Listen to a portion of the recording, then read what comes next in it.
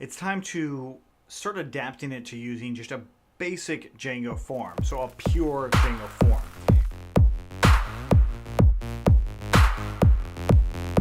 So I'm actually going to, again, comment all of this out, copy it, and paste it over. Probably should have copied it first, but, whatever. Okay, so again, I'm going to go ahead and delete all this because we're basically starting from zero, or as if we were starting from zero. Okay, so I've got my view here, and then I want to open up forms again. Just go ahead and ignore this for now, but it is not a bad reference. So I'll just go ahead and say class raw product form, and it takes in forms.form. So it's not model form, just standard Django form. So with the standard Django form, we have to declare our inputs. So in my case, I've just been using model, but I can go further than that. And we use forms.char field, and we can say description, and we'll also do forms.char field as well. And then we will say price and forms.decimal field. So these should look very similar to our models, and that's because they are.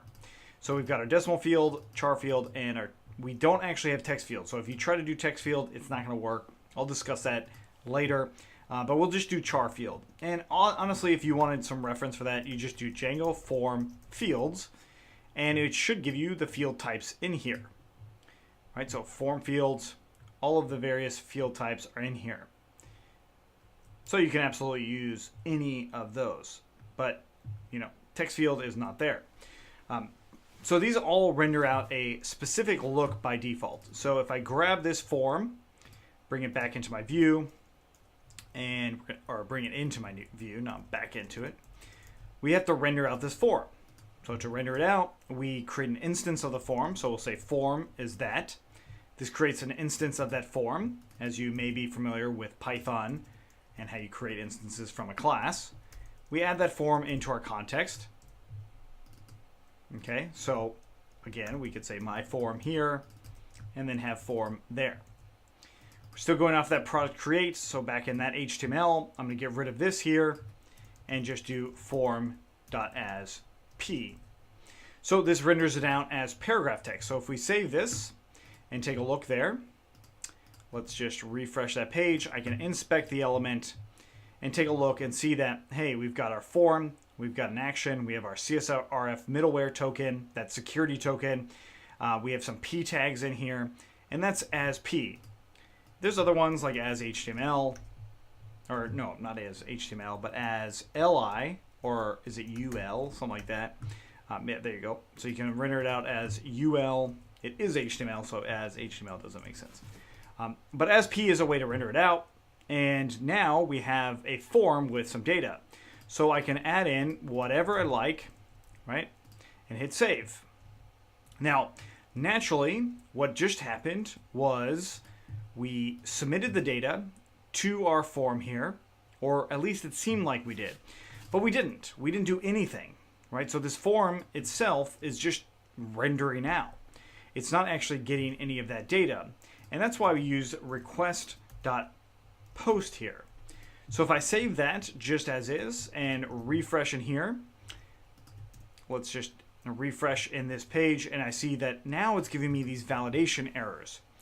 These are called validation errors. This is awesome. This is built into Django. Right away, it's already validating stuff for me, unlike the HTML. The HTML absolutely was not. But it's asking, like, why are validation errors even happening at this point, right? So we see that this field is required, but how does Django already know that? Well, it has to do with what I initialize it with. So I have it in as request post.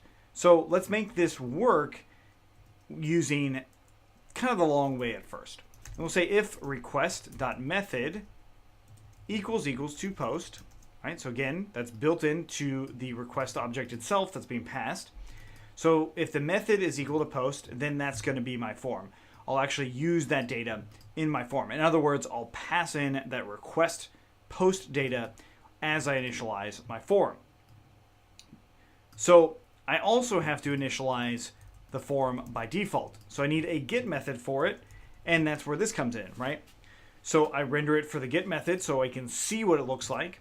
And then with the post method, which is a different type of request, which means that I still have to render it for that different type of request. So we've got, this is roughly request.get, right? So that's what it's passing in by default, but request.get doesn't have anything, probably. So we'll go ahead and leave that out. And now this will actually handle my form data. So if I save this and I refresh in here and hit save, it's now saying, please fill out this form. And that is based off of my browser. See that it says required there. So if I actually removed that, right? So I literally removed it from the code in the elements. You don't have to do this. This is more illustration purpose. And hit save. It just moves to the next one. So again, I remove that. And then the final last one, all of those requirements, just remove it. And I hit save. Django now does the validation for me. Right? So I actually showed you a way that a user could potentially disrupt some of your raw HTML forms. And that's where Django's security comes in, not just for this, but also for this, right? So I absolutely need all of those things working. So I had all of those fields required, and this is a way to actually validate it. This does the validation. So there's a method called ifMyForm.isValid. This will actually say, hey, you have a valid form, now the data is good. And I'll explain the data part in just a second, but now that the data is good, we'll go ahead and print out myForm.cleanedData. So this would be the data that actually comes through from the form after it's been validated. Okay? And then we could also say print else myForm.errors. Okay? So we've got those two different methods. So if it's valid, then it's going to do that. If it's not valid, then it's going to print out what those errors are. Oftentimes you won't necessarily need this because the form itself, as we've already seen, renders out the problems that might be related to that form, and that's because of this right here too. So a lot of built-in features going on here that we're just not quite breaking down just yet. So let's go ahead and take a look at this. Let's actually put in some valid data. So we come back in this create method, I'll say ABC, whatever, and whatever. I hit save. And nothing, that form doesn't re-render, which will solve that problem in a minute. But if we look in our terminal, we see, hey, here's our clean data. It actually gives us that data. And that error list did show up as well because we resubmitted the form and there were some errors.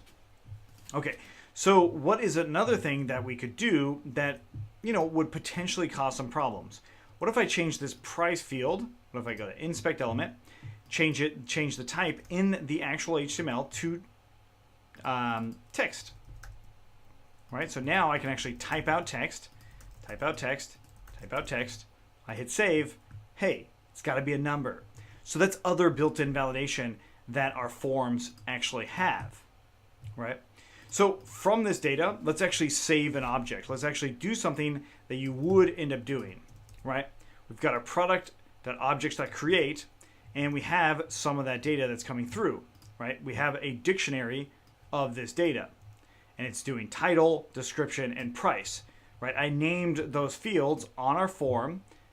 That way, on purpose, it was to match our model. And that's what you should do as well. Because again, we're working towards this model form, and we're doing the long way. We're understanding more as to what's going on. Okay, so now that I've got that, I've got this create here. Well, what if I actually just passed in this data? So let's go ahead and pass in the clean data here, just like that. So I'm going to create it from that clean data. So let's go back in here, and I'll say new title, some description, some price. I hit save, and I get an error here, right? So what we can do is actually use the 2 stars here, and that will turn this into arguments that we're going to pass. So let's try it again. I hit save. No errors. Let's look at my back end. And I've got a bunch of new products with that exact same name. Cool. So I actually was able to save some data from my raw Django form that does some validation for me. Now, there are parameters and things that we can set in here. There's definitely a lot more that we can do with these fields, including rendering out how